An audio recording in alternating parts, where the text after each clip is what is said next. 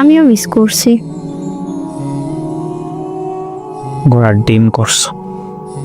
আমি জানি তুমি আমায় একটু মিস করো নাই। যদি মিস করতা তাহলে একবার হলেও মেসেজ দিতা।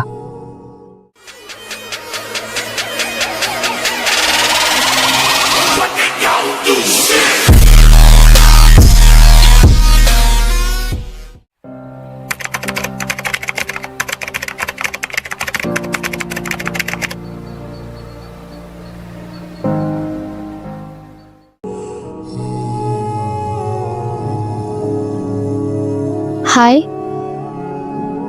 কেমন আছো? ভালো, তুমি? আলহামদুলিল্লাহ। কি করো? বসে আছি। তুমি? কাজে আছি। তুমি কইছো কখন? নক দাও নাই যে? আমি তো আন্টির বাসায় আসছি ঢাকাতে। ও আচ্ছা, তো কবে আসবে বাসায়? জানি না, দেখি আন্টি কবে যেতে দেয়। তুমি জানো আমি কতটা মিস করতেছি তোমাকে। তাই নাকি? আমিও মিস করছি। ঘোড়ার ডিম করছো। আমি জানি তুমি আমায় একটু মিস করো নাই। যদি মিস করতা তাহলে একবার হলেও মেসেজ দিতা। সরি, আসলে আমি তাড়াহুড়ো করে চলে আসছিলাম। আবার বেশিরভাগই ফোন এখন আম্মুর কাছে থাকে। ও আচ্ছা, সমস্যা নেই। তুমি যখন পারো তখন কল দিও। আচ্ছা ঠিক আছে। প্রায় এভাবেই কিছুক্ষণ কথা বলি, তারপর কথা শেষে ব্লক করে দিই। কারণ যদি সে ভুলে ফোন দেয় খুব বিপদে পড়ে যাব। কি করতাম, এইভাবে কথা বলতাম যতদিন আন্টির বাসায় ছিলাম। তারপর বাসায় এসে ইন্টার ফার্স্ট ইয়ারে ভর্তি হই। কিছুদিন যাওয়ার পর আম্মুর ফোন নষ্ট হয়ে যায়। তার সঙ্গে আবার কিছু মাস বন্ধ থাকে কথা বলা। কয়েক মাস পর আবার আন্টির বাসায় আন্টি যেতে বলে। ভাবলাম ওখানে গেলে কথা হবে। ঢাকায় যাওয়ার 2 দিন আগে ও ফোনে কল দেয়। আমি কোনো রকম কল ধরি।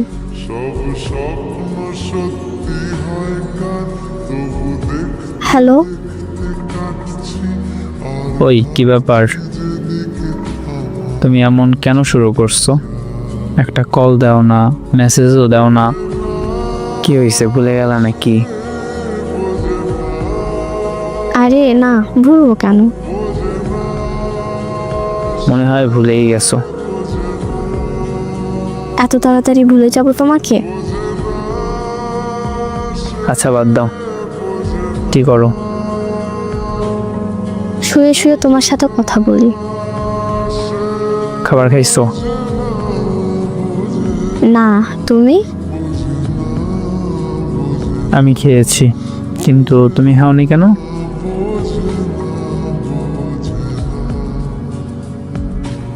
প্রায় এভাবে কিছুক্ষণ কথা বললাম।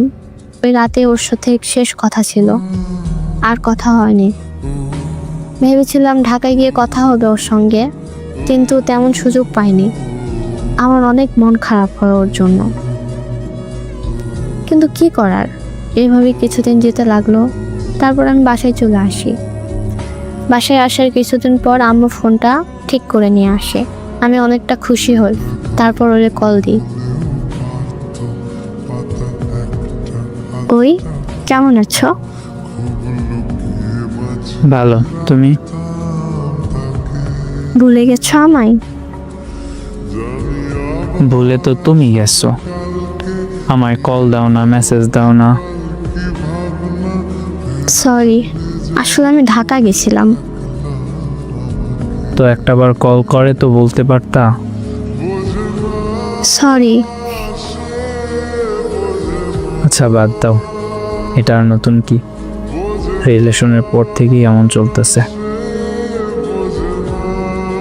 সরি, তুমি রাগ করো না প্লিজ।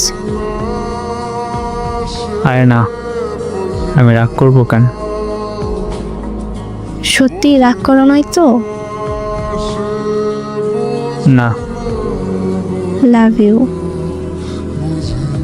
Love you two.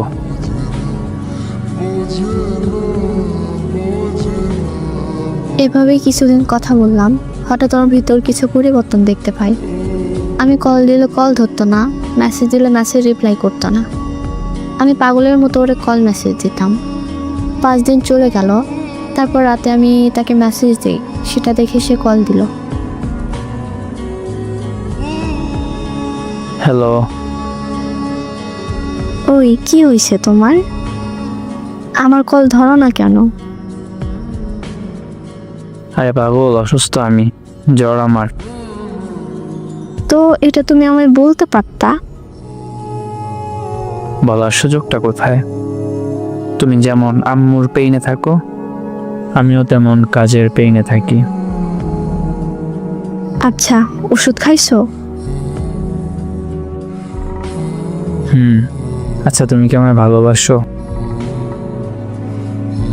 না, মজা করতেছি।